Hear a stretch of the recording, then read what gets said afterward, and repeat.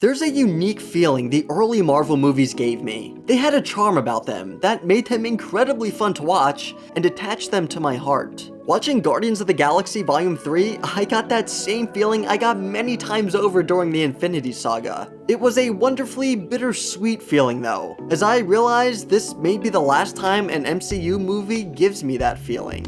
It also made me realize just how subpar Phase 4 had been. Don't get me wrong, it had its moments. WandaVision and Loki were amazing, and I was a fan of No Way Home and Multiverse of Madness. Yet, they don't have that same secret sauce that made the first three phases so tasty. Weird way to put it, but I think I get my point across. Guardians 3 was spectacular. The story was incredible. It was so nice to see a plot that wasn't about world/universal domination. It was a focused adventure about saving a friend, which really lent to the emotions. And oh my, were there emotions. The Rocket backstory hit harder than I could have possibly prepared for. James Gunn did a great job setting up his story in the previous films. In fact, one of my favorite aspects of the film is how well previously set up plot points and character beats were paid off. Drax's goofy, childlike personality being attributed to his affinity to being a father, Mantis proving that emotions and sympathy are what make people strong, Nebula finally finding peace and happiness in building a world she never had, Peter finally confronting his oldest wound of all, being taken away from his family at such a young age, and of course, Rocket's heartbreaking backstory. Him being the secret protagonist of these films is one of my favorite plot points in all of the MCU,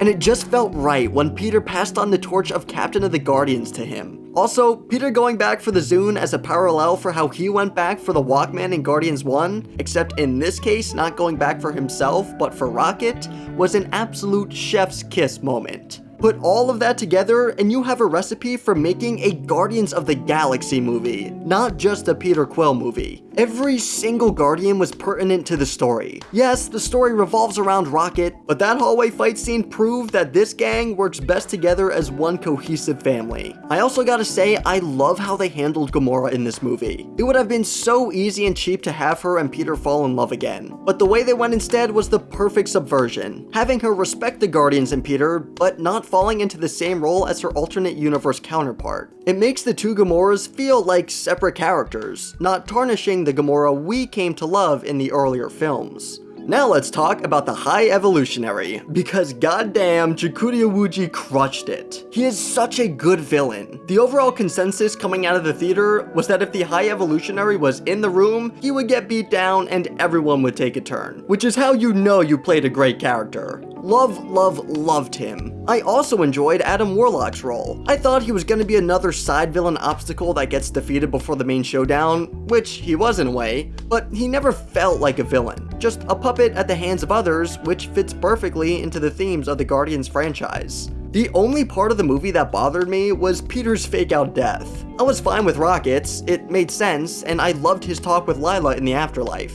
But Peter's just felt unnecessary. Like I said, I love that he went back for the Walkman, but I don't believe we needed the fake out just for the sake of it. But that's really the only complaint I have. There are some small nitpicks any given person can make, but the positives far outweigh those negatives, making it easy to just look past them and enjoy the movie, which to me is what made the earlier Marvel films so special. They weren't perfect, no film is, but the stories, the characters, the emotions all made up for it. They were such fun movies that the small nitpicks didn't matter. And all of that led me to the realization at the end of my first watch of Guardians 3, a bittersweet realization that this movie is really like an unofficial epilogue/end to the Infinity Saga. These are the last big characters from the first three phases that are having their stories wrapped up. Some characters like Hulk and Ant-Man are still kicking around, but there's no sense of finality with them. They're still making new stories. This, however, feels like the end of an era, and when I realized I may never feel this way about a Marvel movie again, that made me very sad, and I savored every moment of it.